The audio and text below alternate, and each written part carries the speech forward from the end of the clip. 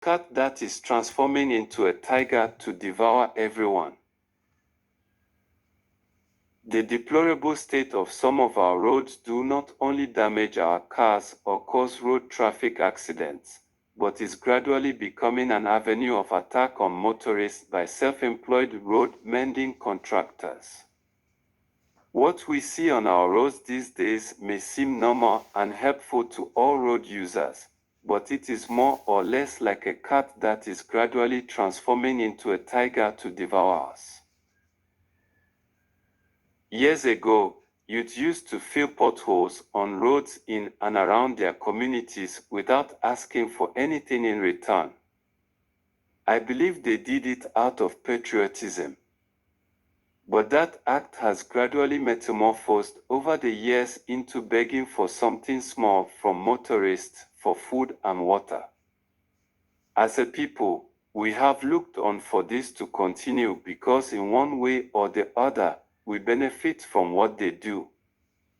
At some point, government realized the need to ensure regular maintenance of the roads, so youth were engaged to be mending roads, but that scheme died and could not resurrect, while the problem still exists.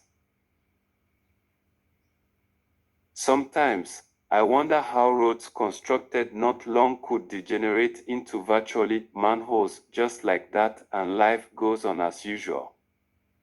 Or, is it really the case that some people, having realized that it is a lucrative venture, hence are now creating jobs for themselves by pretending to be filling potholes when in reality, they are rather expanding the existing ones and creating more? That was a comment I heard somebody make some time ago. I doubt if that is true. However, how suddenly many of our tarred roads, not asphalt, have developed so many potholes just baffles my mind. Is it the fault of the contractors, the road users, or there are people actually creating the holes, or a human creation, or a combination of all? Whichever it is, I do not know. All I know is that, by what is happening on our roads, we are grooming a monster that we cannot control.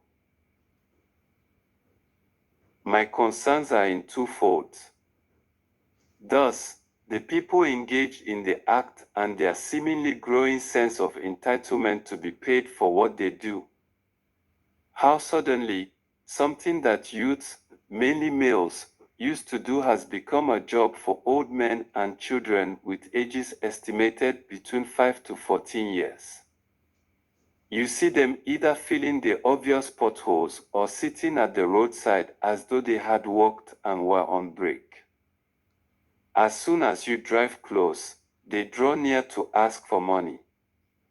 In other places, some have even begun mounting barriers, blocking roads and demanding the money from motorists. Some even stand in front of vehicles and would not give way until you drop something. Sometimes, the way they do it can be provoking. I witnessed a situation where a driver sped off without giving them anything and they chased the vehicle throwing sand and insulting him.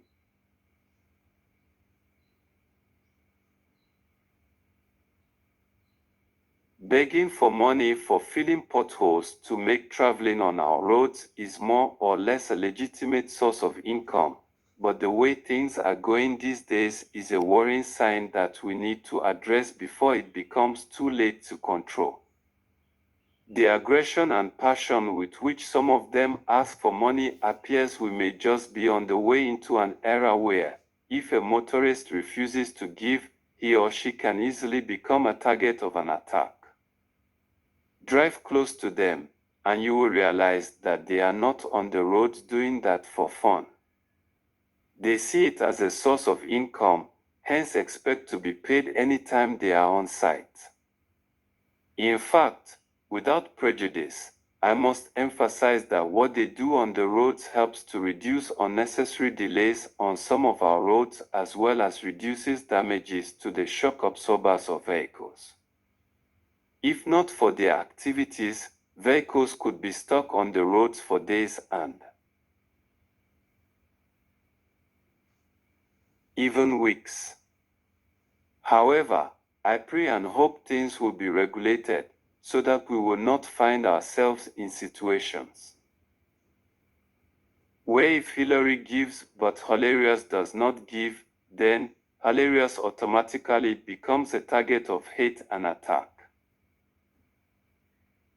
How do we as a people and government regulate this kind of activities so that road users do not become a target of attack by angry and the suffering masses?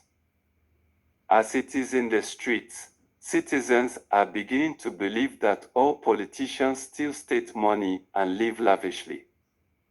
That is dangerous. They associate any V8 vehicle with politicians, and worst of all, if the glasses are tinted.